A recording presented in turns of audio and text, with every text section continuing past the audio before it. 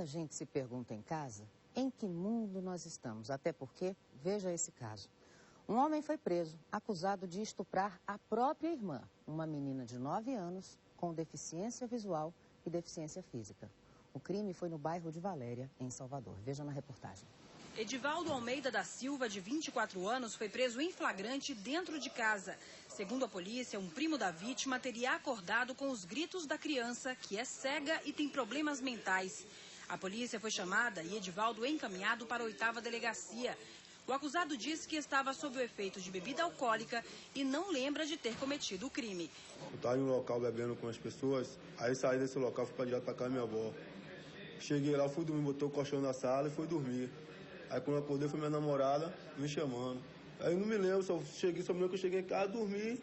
Aí minha namorada pegou, me chamou, fui pro fundo da casa com ela. Edivaldo chegou a ser ameaçado pelos outros presos e foi colocado em uma cela separada. Aqui dentro, seu bonito. Esse desgraçado não tem consciência não, pra pegar a menina de 9 anos de idade, rapaz. Como é que pode, rapaz? Deficiente, cega. A vítima foi encaminhada para o Instituto Médico Legal para fazer exame de corpo de delito. O acusado vai continuar preso à disposição da Justiça. O Edivaldo ele está autuado em flagrante e está à disposição da Justiça e nós estamos esperando o laudo definitivo para comprovar a materialidade do fato. Pois é, em menos de 3 dias, só aqui em Salvador, são mais de 3 casos de estupro, 3 acusações de estupro que recaem por jovens, sobre jovens como esse aí. Nesse caso, ele foi denunciado pela própria mãe. O primo soube que a menina tinha sido violentada, contou à mãe dele e a própria mãe entregou ele na delegacia. Aliás, como tem que ser, né? Uma motorista foi baleada em uma avenida movimentadíssima de Recife. Ela foi abordada por 4 adolescentes e nem teve tempo de reagir. Acabou levando tiro. Quem trabalha nas proximidades diz que os assaltos são comuns nessa área. Eram 6h30 da noite, horário de movimento intenso na Avenida Domingos Ferreira, em Boa Viagem. Fernanda Regina Lins de Almeida, de 36 anos, estava no carro, parada no congestionamento neste trecho da avenida, quando foi abordada por 4 adolescentes. Ela teria se negado a abrir o vidro do carro e acabou sendo baleada por um deles. Os acusados fugiram naquela direção, por este beco, uma rota de fuga já conhecida da polícia e de quem vive aqui e acompanha frequentemente as ações dos marginais contra motoristas que trafegam pela avenida. 3h30 está engarrafado já. 6h30 já começa aí o assalto. É direto isso. Todo dia tem. Tem que passar atento. Porque quando engarrafa aqui é a hora que eles aproveitam para poder querer assaltar, entendeu? Policiais militares estiveram no mesmo beco fazendo abordagens. Isso aqui é uma área nossa, policiamento normal. O policiamento é feito diariamente. Nós batemos sempre na tecla, mas os bandidos, infelizmente, eles sabem que é difícil o acesso, deslocar com uma guarnição, entendeu?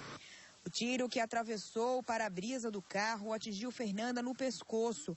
Ela foi socorrida para esta emergência em Boa Viagem. A polícia ainda não tem pistas dos criminosos. Tudo que nós temos são as informações obtidas no momento em que o policial se dirigiu até o Hospital Português. Sabemos o nome dela, sabemos a idade dela, sabemos que ela permanece no hospital e estamos aguardando que alguém compareça à delegacia para nos dar maiores informações. A vítima já teve alta do hospital. Agora, o caos na saúde. Mesmo depois de receber 2 milhões de reais em caráter emergencial, o Hospital Valfredo Gurgel, na capital do Rio Grande do Norte, ainda enfrenta dificuldades. Além da falta de recursos, a superlotação faz com que diversos procedimentos sejam adiados. Dona Edna Souza tem passado os últimos dias assim, em cadeiras desconfortáveis na frente do hospital, à espera de uma resposta. O filho, de 18 anos, está internado há 18 dias, à espera de uma cirurgia para a retirada de 3 balas alojadas no peito, braço e perna. Só quando abrir vagas que ele vai fazer essa cirurgia, porque por enquanto está superlotado. Ainda de acordo com ela, a relativa tranquilidade na frente do hospital não reflete a real situação dos corredores internos, que continuariam lotados. O caos gerou desabafo na internet. Através de um site de relacionamentos, este médico cirurgião relatou as dificuldades e dá um conselho. Neste final de ano, evite acidentes. porque a estrutura atualmente está complicada, né? Eu estava numa situação, um paciente me implorando para operá-lo, né? E tentando, não consegui de imediato, falta de recursos. Eu esperei 6 horas, mais de 6 horas para operar meu paciente. É uma situação muito difícil. Na mais recente crise do Hospital Valfredo Gurgel, no início do mês de dezembro, o principal problema da unidade era o desabastecimento. Faltavam itens básicos como luvas e fios de sutura. A direção da unidade assumiu as falhas e solicitou um recurso de pelo menos R$2 milhões para encerrar o ano. O dinheiro veio, mas serviu apenas como um alívio e os problemas continuam. Este enfermeiro trabalha no primeiro atendimento à população, a triagem. Segundo ele, existem problemas ainda mais graves do que o desabastecimento no Hospital Valfredo Gurgel. Hoje a situação do Valfredo é como um exemplo, que é como você preparasse um almoço para 100 pessoas, né, e no dia do banquete tivesse 400 pessoas. Né, então, assim, não tem como dar o suporte necessário realmente que precisa, né, para as pessoas, para todas as pessoas. Olha, eu nem sei o que é pior. Se esse tipo de crime, que é a mão desarmada e é contra a dignidade do cidadão que paga imposto, ou se é o crime que a gente vê pelas ruas afora. Falando em crime, a polícia baiana prendeu mais um dos envolvidos na morte de 2 adolescentes. Elas foram decapitadas aqui em Salvador no mês passado e esse acusado estava escondido em um centro de recuperação para dependentes químicos em Simões Filho, aqui na região metropolitana. Ele pretendia fugir para Aracaju, segundo os agentes. 3 suspeitos continuam foragidos. Na delegacia, Danilo Rocha, de 18 anos, confessou pelo menos 8 homicídios e a participação na morte das adolescentes Janaína Cristina e Gabriela Alves, torturadas e decapitadas em novembro deste ano. Eu estava com minha namorada, no momento eu desci, só para dar uma força, para jogar o corpo lá do outro lado da pista. A polícia não acredita na versão do acusado de ter apenas conduzido os corpos. Danilo é conhecido pela frieza nas ações criminosas que pratica.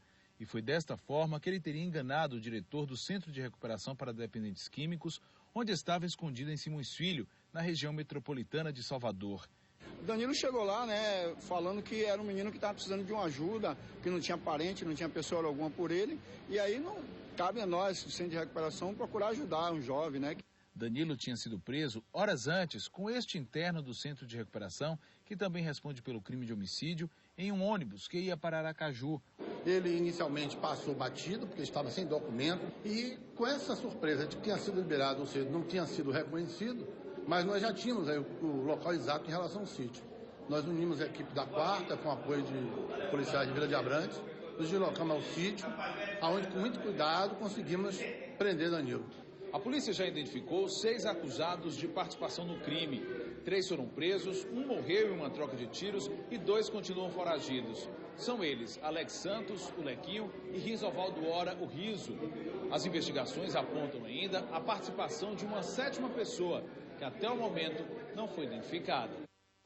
Pois é, e esse rapaz, o Danilo, também conhecido como Chuck ou Cacaroto, tem uma extensa ficha criminal. Até os 18 anos, ele tem registrados na delegacia do adolescente infrator, pelo menos 20 homicídios. A nossa equipe de reportagem, ele confessou pelo menos 8. Agora, ele vai ficar à disposição da justiça. E os outros 2 foragidos seguem sendo procurados pela polícia.